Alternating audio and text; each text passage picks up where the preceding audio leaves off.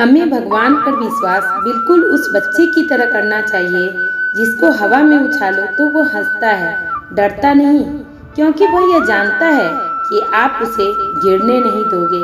ठीक उसी तरह हमें अपने भगवान पर विश्वास करना चाहिए जैसे अर्जुन ने श्री कृष्ण पर किया था।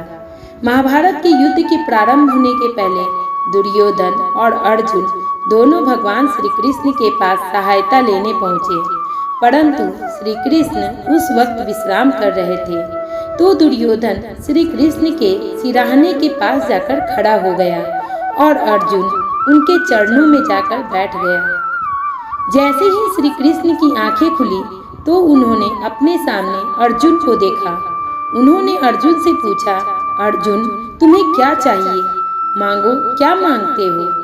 इतना सुनते ही दुर्योधन भगवान श्री कृष्ण के सामने आकर खड़ा हो गया और कहने लगा, मैं पहले आया था इसलिए पहले मैं मांगूंगा।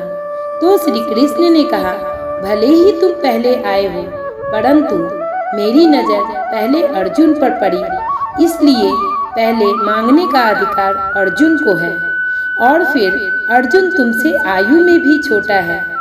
इतना कहकर उन्होंने अर्जुन से पूछा, बताओ अर्जुन तुम्हें क्या चाहिए।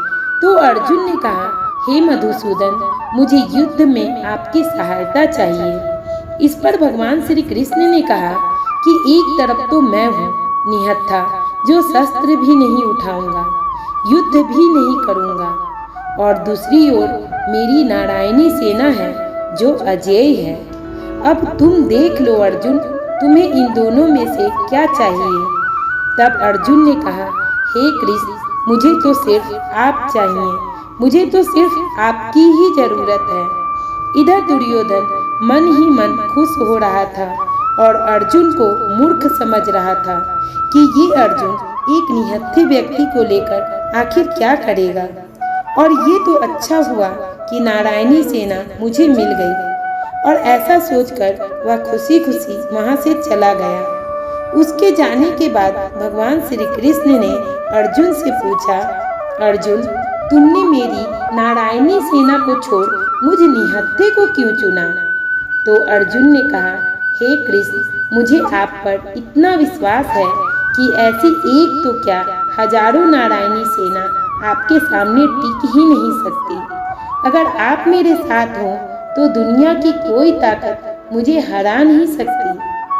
दोस्तों, ऐसा ही विश्वास अगर हमें अपने परमात्मा पर हो जाए, अपने रब पर, अपने खुदा पर हो जाए कि दुनिया की बड़ी से बड़ी मुसीबत भी मेरा कुछ नहीं बिगाड़ सकती, अगर ऐसा ही विश्वास हमारे मन में अपने भगवान के लिए हो जाए कि दुनिया की हजार मुश्किलें भी मेरे खुदा के आगे टिक ही नहीं सकती, तो विश्वास रखिए कि वो ईश्वर आपका कभी अहित नहीं होने देंगे। दोस्तों, जितना विश्वास हमें अपनी प्रार्थनाओं पर होगा, जितना विश्वास हमें अपने भगवान पर होगा, उतना ही हम यह एहसास कर पाएंगे कि हमारे भगवान हर पल हमारे साथ हैं। जहाँ विश्वास की कमी आ जाती है वहाँ चिंता और भय बना रहता है।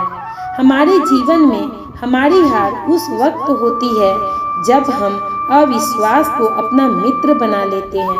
हम रिश्तों में हार जाते हैं, हम धर्म में हार जाते हैं, सिर्फ और सिर्फ अविश्वास के कारण। औरों पर तो क्या, हम खुद पर विश्वास नहीं करते।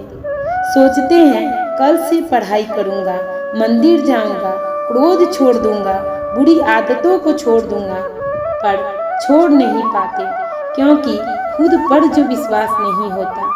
हमारा विश्वास टूटता जा रहा है अपने आप से, परमात्मा से, अपने संबंधों से, और इसलिए हम हर वक्त भयभीत रहते हैं।